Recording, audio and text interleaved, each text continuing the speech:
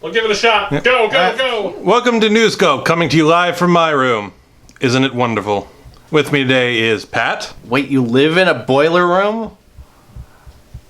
Weird. Boiler room and basement. And Chrissy. These aren't my clothes.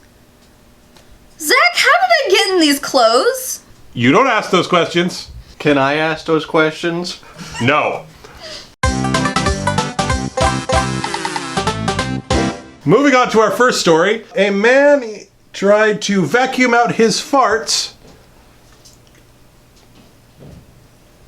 Yeah, that's pretty much the news story right there. A man tried to vacuum out his farts through his anus. I want to ask, but was this man high or was he of full competent sanity when he did this? Stone cold sober, not on drugs or drunk. But why, though? Why? Well, the man liked his brie cheese, but was a tad bit lactose intolerant. So he tried to save himself a little bit of embarrassment when his girlfriend got home by just vacuuming out all the gas in his ass. That's not how that works. Believe me, I have somebody in my life who is lactose intolerant, and when those farts come, they come, and you don't get the choice of when they happen. Is he gonna try and just suck them out whenever they come? And in that case, dude, what happens when your girlfriend's there and you let one rip on accident? You gonna bring out the hose and go... Not to mention that usually when you're lactose intolerant and you eat lactose, it's a very painful process. You get cramps and bloating and some bleeding. Wait, no, that's menstrual. Well, Christy, the man indeed found out that's not how it works because he vacuumed out some gas and then his rectum. And then he tried to push it back in. How powerful of a vacuum is he using? Is he using a shop vac or is he using one of those industrial gas remover ventilation systems that they use in bunkers? Doesn't he know that that's supposed to be an innie, not an outie?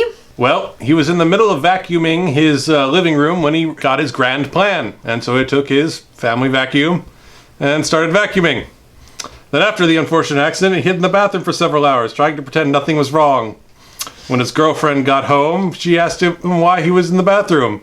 Took him 2 hours to crack and tell her what had happened. And then they went to the hospital.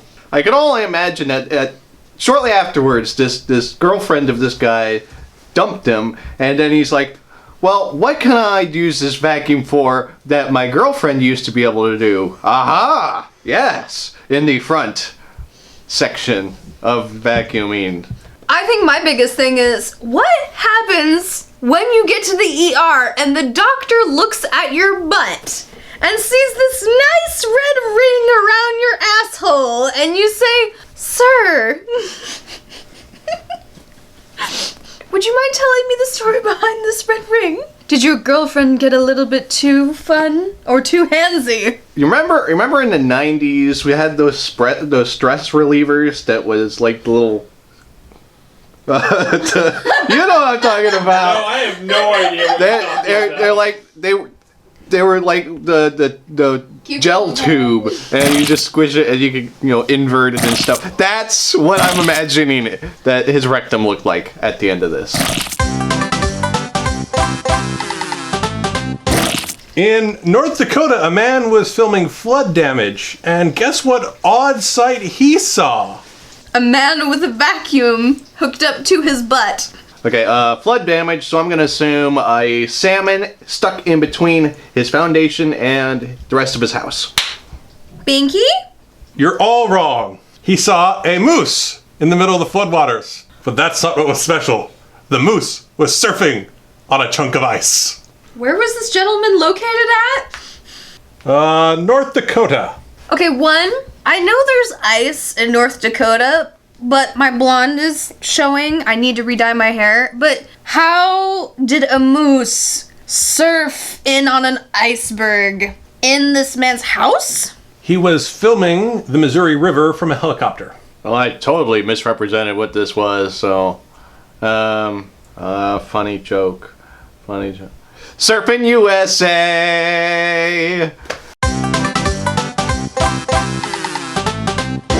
Moving on to our final story. An Arkansas woman was sentenced to prison for posing as a sheriff's deputy.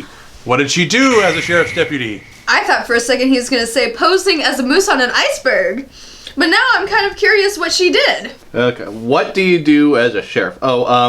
You chase Roger Moore down a bayou. You help Roger Moore down a different bayou. No, that's it. That's all you do as a sheriff, is just help Roger Moore. Were they reenacting Smokey and the Bandit? Because if so, that cop car was trashed and she's in a load of trouble. She was presenting forged documents, posing as a sheriff, in order to free her boyfriend from jail. Lame. There's way better things to do than that. Yeah, like getting a different boyfriend who hasn't been to jail. There's actually lots of guys who've never been to jail. And girls, you can do that too. What a country. Also, when you're a sheriff, I suspect that they have a taser and pepper spray. I mean, think about it. You can have some wild times with that kind of gear. I don't think any of us want to know what you get up to in the bedroom, Christy. Try a cornfield, Zach. Get it right. And get a life. Surfing USA. The funny part is she was sentenced to 30 years in jail for all her impersonations and forging, and her boyfriend is only going to serve 5 years. Honey, I'm so sorry to tell you this. Thanks for trying to get me out of jail, but in 5 years, I'm gonna start dating your sister. Well, it is Arkansas.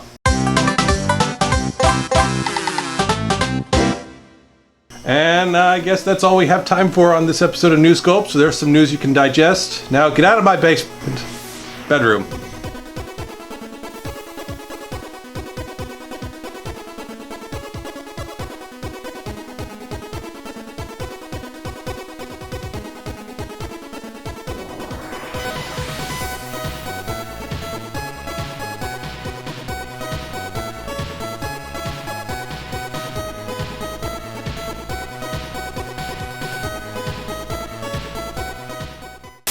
And that's really the whole story. Surfing moose in Arkansas. Not Arkansas, surfing moose. Surfing moose in North Dakota on ice in the middle of the Missouri River. We have teleported the moose!